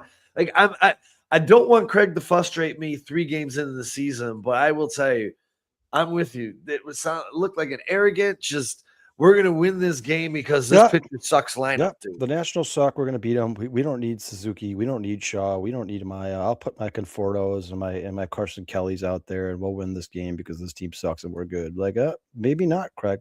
Maybe you should start being more meticulous because, like I said, when you're missing one of your 2 best batters, you need to try to find to replace that offensive power somewhere in the lineup. And I think Matt Shaw and Miguel Amaya are the perfect guys to do that. And I guess Craig Counsell doesn't. I don't know, man. But I will tell you this, and I will say this, because it did start off Shaw with 2 starts, Conforto with 1. If you know we go into this 6 games swing this week against the Angels and Indians, and he starts 4 of 6 or 5 of 6, then I'll take that back. That's why I don't want to throw too many arrows yet, because I don't know. Maybe Shaw needed the day off because he tweaked something running yesterday. I don't know. You know, let's see how the platoon plays out. The platoon last year, we can really run off the platoon with the catcher because we saw it last year. When Amaya was healthy, we were asking each other, like, dude, why is this guy sitting on the bench for 5 straight games? What the hell, man? Like, this guy getting at bat, then he come in, go 2 for 4, and be like, oh, you're going back to the bench for a week. Like, dude, come on, man. Let this kid play. Come on. You know, I'm not a huge fan of the pitcher's preference thing. Like, Craig Counsell's the manager of the team, guys. So if he's like, hey, listen, Matthew Boyd, I understand you like Carson Kelly catching you, but I want Miguel Amaya on the field. I want him in the lineup. So he's going to be catching you whether you like it or not. It's like if Caleb Williams went up to Ben Johnson and is like, you know what, I really like Luther Burden, but Johnny Walker's my friend. So can we put him in the starting lineup? Right. No, like, no, dude, this is my team. I'm the coach. Like, I understand that, you know, you never really heard about that until John Lester. That's when you started hearing about this pitcher's preference thing. Well, John Lester was a legend, and he could basically ask for whatever he wanted. You know, like Matthew Boyd's not. So I'm with you, Sean. The most frustrating thing with the Cubs the last couple of years has been the fact that outside of the injuries, Miguel Amaya doesn't seem to be a favorite of Craig Counsell's, and I don't understand why. It's very confusing. And I'll be honest, I want to give you a small glimpse into his defensive metrics. He's a hell of a defensive catcher. He's a good framer. I don't understand why the kid can't play more. Hopefully the narrative changes as the season goes on. I don't want to beat this drum too much because he might force it. He might force Craig Counsell's hand. He might if he keeps going 2 for 4 with a bomb. I have a strong feeling you're going to see a lot more of Miguel Amaya. You're going to have no choice. Well, let's run on down to the farm really quick because some exciting things happened down there this week. One of them was Jackson Wiggins got his first start of the year, 4 innings pitched. His control was shaky a little bit of time, but he mixed his pitch as well. His stuff was pretty sharp. 4 innings pitched, 2 hits, 1 earned run, 2 walks, 6 Ks through 64 pitches, 34 strikes. 97.6 is where he topped out. Weather was down in Des Moines, pretty similar to Chicago. He tallied 12 swings and misses in his start. The other guy we threw his graphic up here just a little bit ago, opened up the season for the Iowa Cubs. Javier Assad, 3 innings pitched, 3 hits, no earned runs, 5 strikeouts. In this game on 327, the Chicago Cubs, let me find these notes. The Cubs combined for 17 strikeouts in this minor league performance. to open the season. That was very exciting for these Cubs pitchers. Ryan Rollison was in there. One of the guys that the Cubs just sent down. It was Javier Assad, Charlie Burns, Ryan Rollison, and Colin Schneider. Rollison and Schneider were both just sent down. They racked up 17 strikeouts in the season opener for Iowa. That is awesome. Javier Assad, I expect to see back on this club pretty soon. Jackson Wiggins, maybe September call-up. I don't think we'll see any of those. Yeah. Ryan Rollison and Schneider are two guys we might see. I think Wiggins is either going to be a guy they add to the playoff roster when the rosters expand, or if this team has a ton of injuries, just a ton of injuries. But unless there's like a disaster or it's like emergency situation, there's a chance you don't see Jackson Wiggins this year, or at least until the playoffs. But I certainly expect Javier Assad to make contributions to this team at some point, man. 100%. I expect to see. Don't be surprised if Ben Brown came out and had an inning where he allowed 4 runs, 5 runs. I wouldn't be surprised at all if the next day they switch those two. It wouldn't surprise me in any way, shape, or form. What if this is a scenario here? Because you need right-handed pitchers. I mean, Boyd is a lefty, and Steele could obviously in June replace Steele. But if Boyd keeps throwing up these doozies like he did this week, man, I mean, a phantom IR stint, and you call up Javier Assad and put him in that rotation spot. Well, Sean, you know what's weird is there a guy that I haven't even seen him on the television screen yet this year. Do you know what I'm talking about? Edward Cabrera? No. I'll give you a hint. He was crucial to the Cubs last year when they dealt with. Colin Ray? Yeah, is he there? You're right. Where is he in any of these 3 games? I didn't even see him get up in the bullpen. Was Colin Ray forgotten about? If Colin Ray to me should be a spot start guy. He was amazing last year, man. He spot start and if you get in trouble, he comes in. Yeah, I thought he was going to be the guy to come in when Matthew Boyd started getting hammered. I thought for sure. I'm like, oh, it's going to be Colin Ray, but I guess they decided to go with Ben Brown first. Maybe they just want to see what they have in Ben Brown, but I expect to see Colin Ray at some point. Kind of surprised we haven't seen him yet. I mean, we're 3 games in here, and you haven't even seen a Colin Ray appearance. And real quick, Brennan asks, who did the Cubs draft in the first round? And are they playing well in spring training? Brennan, they drafted a guy named Ethan Conrad. He's one of the best hitting prospects in all of baseball. He looks like he's going to be an absolute stud at the plate. But 2 things about Ethan Conrad, man. 1, he is hurt. He currently has back issues. I think he's on a 30-day IL or 60-day IL, so he's dealing with an injury. And 2, they really don't know where he's going to play. That's another thing about Ethan Conrad. They don't know if he's going to play in the field or he's going to be a first baseman or maybe a DH. They don't know yet. So we'll get more into Ethan Conrad as the season goes on. We're going to break down some of these prospects in a couple weeks here, man. But yeah, Ethan Conrad, by all accounts, is going to be one of the best hitters in baseball. He's just got to find a position on the defense position on the field, and he's got to find a way to stay healthy because in college he went diving for a fly ball in center field and messed up his shoulder pretty bad, man. Yeah, and that's really unfortunate, man. But he's a badass. Pedro Ramirez he had a monster spring. Already went yard for the Cubs. I believe it was today or yesterday. He had a monster bomb. I'm going to tell you, this is the guy I expect. These were his numbers this spring. This is the guy that's fast-tracked his way through this organization. And I know a lot of people are starting to really, really hear this kid's name. But I'm going to tell you this right now. When it comes to Pedro Ramirez, I expect this kid at some point to possibly have contributions on the club this year. This guy is a natural hitter, pure natural hitter. He might come up here and be one of the best hitters on the Cubs team, dude. This kid, all he does is rake. And I'm excited. I'm excited to see this kid up here. People keep forgetting, man. I think people who are kind of like moderate Cubs fans are like, well, you got PC up here, you got Miguel Amaya, you got Moises Ballesteros, you got Matt Shaw. Like, these are the prospects they were talking about, guys. The Cubs farm system is still loaded. You have Jonathan Long, James Triantos, Jefferson Rojas, the guy Sean just put it on the screen there, Ethan. Like, there's still a bunch of Kevin Alcantara. There's still a bunch of studs down there and a bunch of options.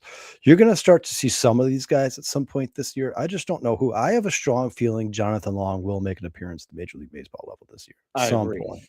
I I think agree. if there's anybody now, listen, I'm not saying Jonathan Long is the best of all of them, but I think Jonathan Long is the most major league ready of all of them. And I think Mhm. Jonathan Long is probably going to be the trade piece that they dangle out there come trade deadline. And I think they're probably going to want him to get major league at bats so they can kind of showcase him a little bit, right? Like, if you guys need an infielder, look at this guy; he can hit. And I expect Jonathan Long to have a good career in baseball. So yeah, you're going to see some of these guys at some point. Maybe Triantos. I don't know. I was actually thinking about that. That's a really good point because when they were talking about Ethan Conrad and they were Thanks, talking Brendan. when I was reading the bio and the injury, those clippings I sent you today about him, that they don't know where he's going to go. And then I started thinking about Jonathan Long playing first base and them signing Michael Bush, and now Conrad might end up at. I'm like, man, one of these guys has to go. Yeah, well, So and right now Ethan Conrad it's way too early to make a thanks, decision on Brandon. where Ethan Conrad's going to end up. And it's not like Moises Ballesteros has proven to this team that he's the best player in baseball, right? Like, Bruce, I'm gonna get you back, buddy. How do I accidentally just ban Bruce? How do I unban him? Geez, Sean. How do Maybe, I? Sorry, dude. I was trying to look at. I was trying to click on a comment and it didn't. I don't know. How do you unban somebody? Vernon knows how to do it. Maybe he can jump in here and do it. But Hey, yeah, Brandon, jump in here, man, if you can, and unban Bruce, dude. Sorry, buddy. I'm so sorry, Bruce. Sean. I mean, it's not like Moises Ballesteros has proven to the Cubs that he's Albert Pujols. I mean, there's a chance that Ethan Conrad could still end up being their DH at some point. I don't know, but yeah, it's way too early to make any predictions on any of these prospects. I just hope that the guys who are up here right now start to showcase their talent. You start to see that Matt Shaw and Moises Ballesteros, Miguel Amaya are major league players, and one of them ends up being hopefully a star. Man, that would be huge. If somebody can emerge from this Cubs lineup, if somebody can emerge and become a star, that's the bat, Sean, that you say we've been missing. If say Moises Ballesteros becomes a star, Matt Shaw is a star, or Miguel Amaya is a star, that's the bat you're missing. It's like making a trade at the trade deadline, but for a guy who's already on your team, right? Yeah. And that's where we might get with the Justin Steele situation, because I'm with you. I was like, a lot of people thought this was the best pitching staff coming in here, and I'm like, well, if you piece everything together and we get some luck like we got last year, this pitcher's better than this pitcher, so on and so forth. It just the miracle year out of Matthew Boyd, you couldn't count on that, and I know a lot of people thought that was going to be Matthew Boyd coming in this year again, and we'll see how this unfolds over his next bunch of starts. So I think when it comes down to it, I think you're going to see, and I said this last week, I think you're going to see a big time different rotation come post All-Star break than what you see right now. I think that if some of these guys, including Jameson Taillon and Matthew Boyd, don't get it together, you'll see Justin Steele slotted in there. You'll see Javier Assad slotted in there. And then you'll start maybe even a Ben Brown for a couple of starts like he did last year against Milwaukee, against the Dodgers, shut them both down in dominant performances. He can come in and he can give you that. I think you're going to see some moving around. I don't think that this rotation is where it is, and I do think we're going to see contributions from a lot of these minor leaguers, especially some of these guys like we just stated, Javier Assad, and then you bring up a kid like this Riley Martin. This was one of Kyle's favorite guys last year. Riley Martin, I believe, is a guy, if he can continue on this trajectory that he had last year, I'm pretty sure Kyle feels the same way, is a guy that will be contributing to the Chicago Cubs, at least getting a crack to come up and play in some low leverage situations to see if he can dominate the way he's dominating in the minor leagues. You can see 30% strikeout to opposing hitters. He lowered his walk rate to 13.4%, 80 strikeouts behind 35 walks. You expect that to continue to evolve as he's continued to evolve as he's been in the minor league system. But this is another guy that I think Kyle was really big on last year. But I think this year will contribute. And one more guy, I really think, as long as he can keep that velocity up and maintain that control, I think we'll see Ethan Roberts up here as well out of this minor league system. Yeah, and the guys you just talked about, I think that's the reason why a lot of these guys the Cubs brought in the bullpen this year are 1-year contracts. I think they think the future are the guys you're talking about, Sean. I think the reason that they didn't sign all these relievers to 2, 3, 4-year deals is because they plan on paying rookie contracts for guys like Riley Martin, Jackson Wiggins, Ethan Roberts. I think those are the guys who are going to be the future of the Chicago Cubs bullpen for sure. And remember, these guys are really young, man. So they're super green. You don't know what you're going to get out of them, Sean. Like you said, you just got to let them cook down there, let them evolve, let them get better. And at some point, you will see these guys in the major league roster, especially when they expand the roster in the playoffs for sure. Yeah, it should be a very interesting time. I'm going to have a lot of fun watching Pedro Ramirez, Jackson Wiggins, Riley Martin, Ethan Conrad when he eventually does return, Triantos, Jonathan Long. Watching AAA baseball at Iowa was a lot of fun, guys. I try and check them out. I love the Road to Wrigley on Marquee when they have all the different screens of Myrtle Beach and Knoxville, and then they have Iowa. It's a really fun watch, and it's kind of like a podcast, like a watch party. It's kind of awesome. I don't know if you've ever watched it, Kyle, but it's a lot of fun. You get to see all these guys in real time, and they try and time it out when like the best prospects are pitching, like a Jackson Wiggins start or something. So you actually get to see him pitch, and I think it's pretty awesome. I think it's a great show. Road to Wrigley. Hell yeah, man. Like you get to watch Jefferson Rojas and Jonathan Long and all these guys. You start to get to feel for them, start to get used to their swing. When they're on TV, I watch them. And sometimes they'll do like that 4 split screen on Marquee where they show you all 4 or 3 minor league teams playing at the same time. I watch as much of that as I possibly can. Now, obviously, if I add any more sports to my lineup, my girlfriend will probably kill me. But yeah, I try to watch as much of that stuff as I possibly can, man. Bruce, Brandon couldn't get you back in. I'm sorry, bud. We'll get you fixed up here very, very shortly, man. I feel terrible. I have to go into the settings community. I'll get you back in, bud. I'm sorry. I did that by total mistake. I feel terrible, Brucey. Well, we're gonna throw you up here. Anything else on the minor leagues? I just wanted to touch on some of these guys. There is one more bit of news that came out. 2016 hero Jason Hayward announced his retirement from Major League Baseball. Wanted to say congratulations on a fantastic career to Jason Hayward. He spent 7 seasons here with the Cubs, 2 Gold Gloves, and the 2016 World Championship. And honestly, the historic rain delay speech that propelled the Cubs to the 2016 World Championship. Jay Hay, have a great time off into the sunset, brother. You deserve it, my man. Yeah, man, I know he took a lot of grief here in Chicago, and he certainly did not live up to that contract. But he was always the consummate professional, man. By all means, everybody all of his teammates loved him to death. He's a really good dude. Everything I've ever heard about him is nothing but good things. So, congratulations, Jason Hayward, on a successful career and all the money he made. And I'm glad he was a part of the Chicago Cubs 2016 World Series team, man. And I know that it doesn't mean that much to some, man, but the fact that he gave that speech in Game 7 of the World Series was it was a big deal to this team, man. So congratulations, Jason Hayward. Yeah, all good things come to an end. Hey, breaking news, Bruce is back in the house. What's up, dude? Thanks, Brandon. Thanks, Brandon. Hell yeah. All right, I won't do that again, Brucey. John says, "Long live Bruce, never forgotten, brother." Like he's died. He's right here. Oh, here, I'm here. He's back. Give me a heart. Just give me a heart.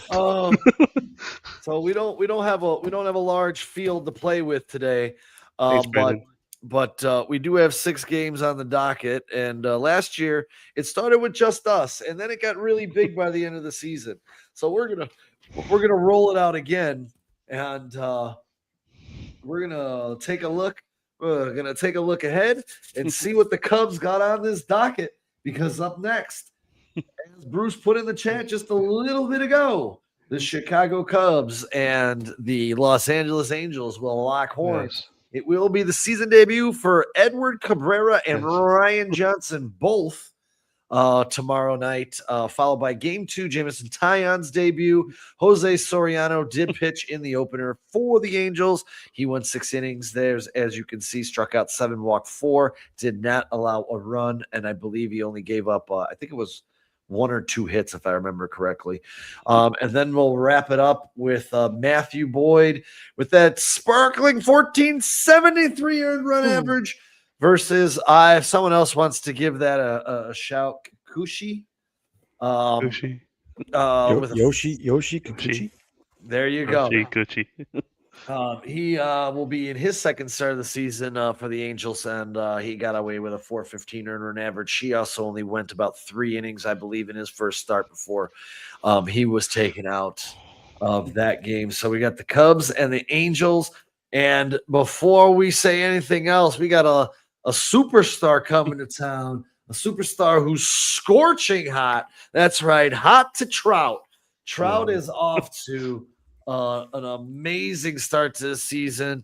5 for 9, 2 home runs, 3 RBIs, 6 walks, 1 K, a sparkling 5. 6 walks is insane. Dude. Yeah, dude.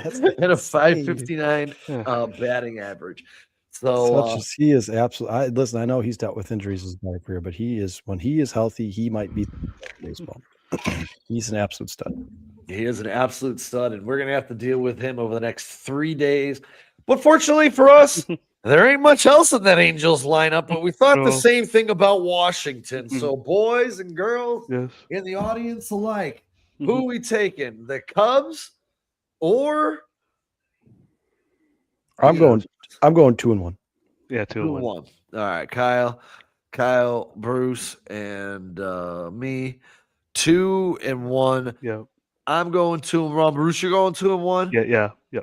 I'm going 2-1 because of that second game in the series, or the third game in the series, and the second game in the series. I have a bad feeling about this series. I am going to take the Cubs to win it.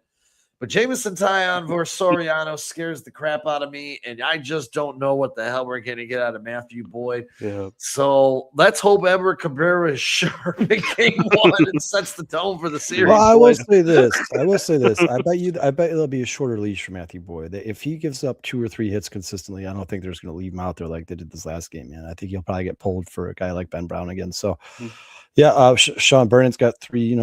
John's got 3-0. Cubs. 3-0. I got 2-1. Yeah, I do think the Cubs, they're a much better team than the Angels, man. I know you look at the pitching matchups individually and it scares you a little bit, but at the end of the day, the better team usually prevails. So I'm going to take the Cubs to at least win the series for sure. I'm with you. I'm a little scared. I'm not going to lie. Those pitch, the crazy as it sounds, the Soriano, I just don't know what Taillon's got. I mean, and again, I don't want to draw too much in the spring. It's like the underwear Olympics for football. I don't want to put too much stock into it and go one way or the other. But holy bad spring for Jameson Taillon, and the simple fact, and maybe he was just holding something back, and we'll see something different when he gets on the bump Tuesday night. But his velocity in spring training was down 2 miles per hour, 17 earned run average in spring. Hold your breath. Yeah, but I mean, look at Jameson Taillon throughout his career. Even the regular season, he gives up 7 runs. He gives up 9 runs. He gives up 6 runs, and then 4 games in a row he gives up 1, none, 1, 2, none. Like that's what makes Jameson Taillon. That's why he's pitched to a career 4 ERA, because he has stretches where he pitches to a 0 ERA, and he has stretches where he pitches to a 7 ERA. Meet in the middle. 4 ERA. As many people have talked about Owen Casey, our trade piece for Edward Cabrera. Oh my God, he's a legend. He's a superstar on X right now, on Twitter. He is Babe Ruth. Owen Casey through 2 games versus the Rockies. And if Edward Cabrera gets rocked by the Angels, oh my Lord, it's going to be bad, folks. It's going to be bad. It's 4 games, man. Now, listen, I root for Owen Casey. I like Owen Casey. I'm not rooting against Owen Casey. I like Miami. The Cubs drafted him. I hope he does well there. I'm happy for him, man. He obviously had the game-winning home run today. He's hitting 500 in the season. I'm happy for Owen Casey, but pitching is harder to come by. I'm not going to be upset about the trade. I think Cabrera is going to end up being a damn good player for the Cubs for a I long do time. too. Control.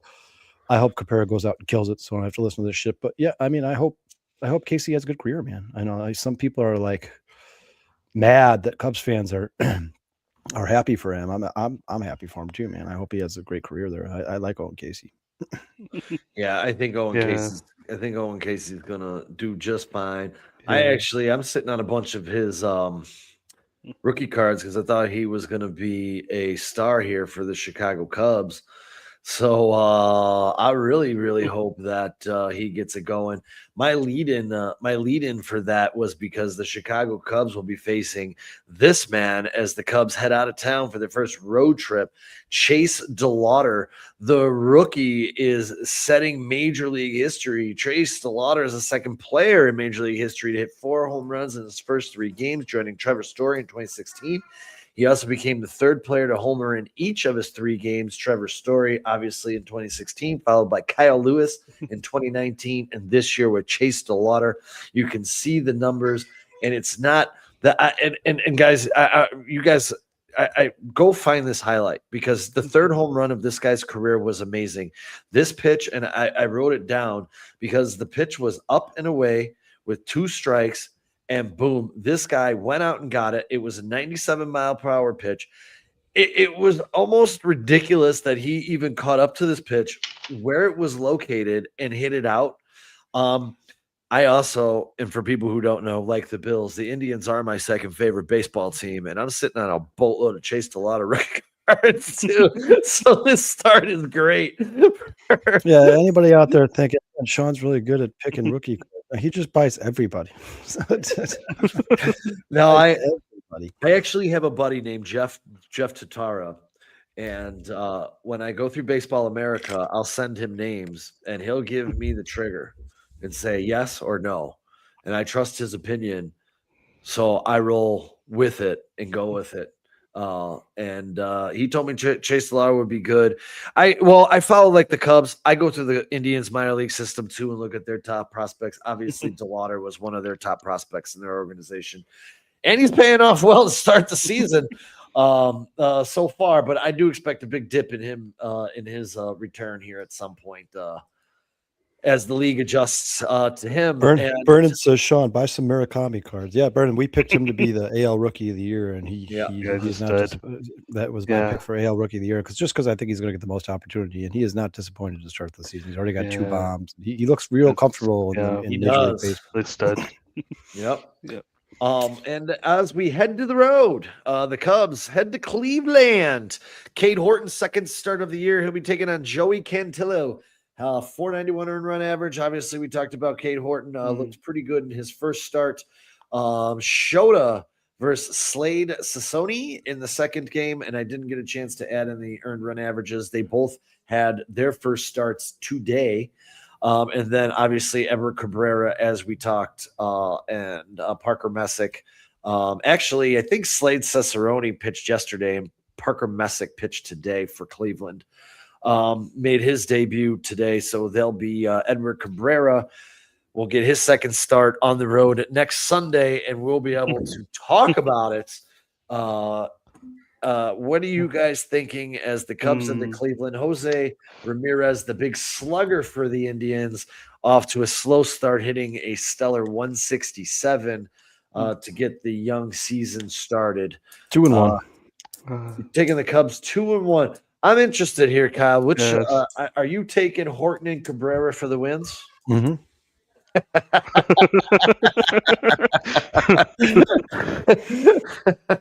I'll go 3. Hey man, until Cade Horton has a game where he allows more than 2 runs, I'm going to pick him to win every single game, man.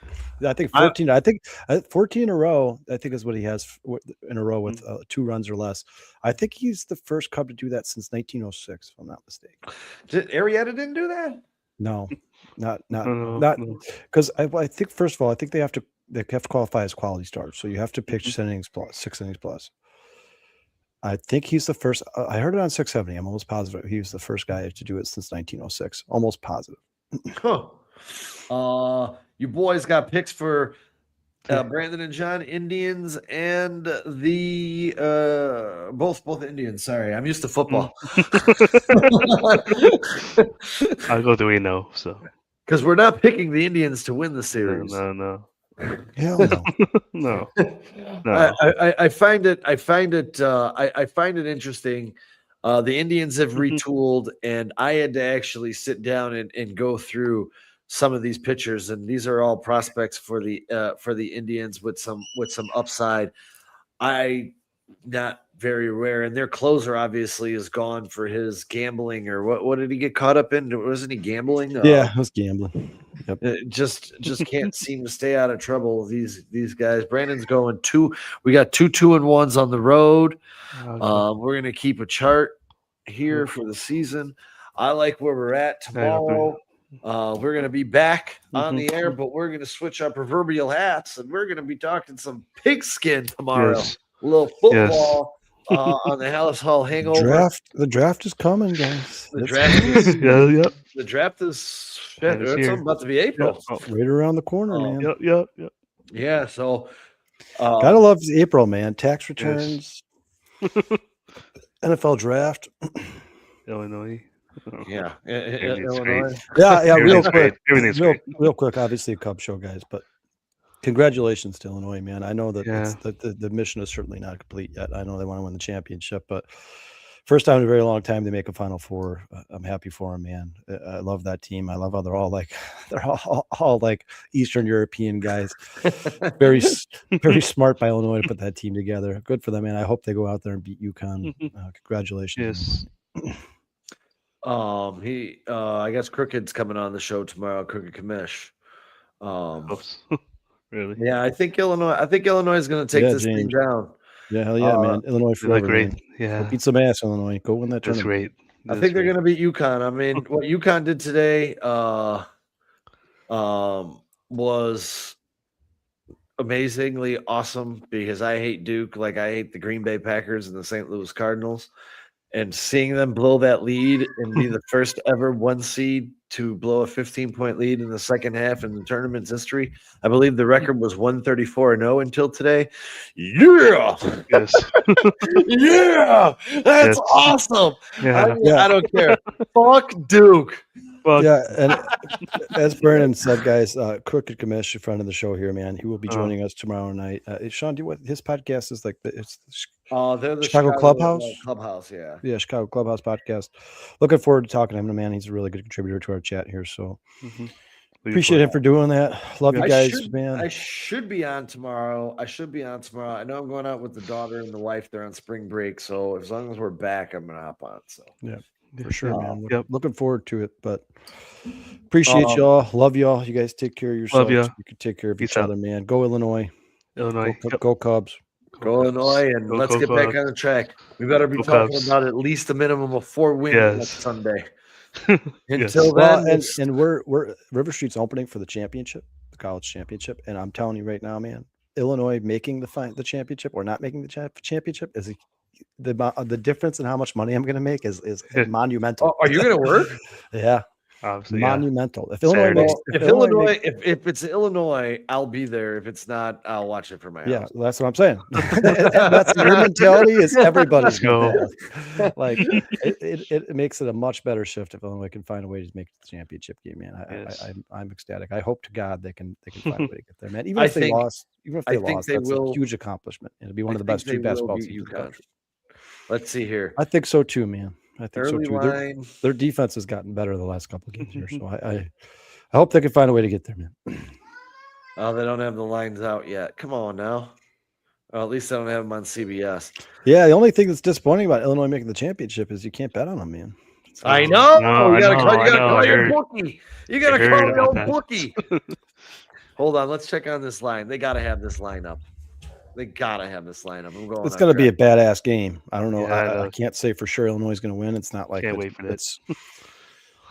They're They the don't head and have shoulders the- better team, but it's going to be a badass game. I tell you They that. don't have the Illinois lineup yet. They have Michigan is a 1.5 point favorite, and oh man, that's gonna be a darling of a basketball game, man. That Michigan, Arizona, man, the Final Four. Those are two really good matchups.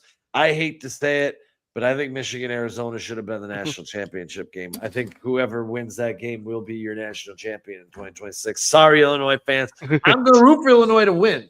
Yeah. But I think those are far and away the best two teams in the country, and I think there's Yeah. a pretty big gap Like between great, them and everybody else, personally. Yeah. But we'll see what happens, baby. We'll see you Yep. on the Hell's Hall hangover tomorrow with the Crooked Commish. 6 o'clock. Be there, or you'll be a sucker. Thanks, Until then, everybody.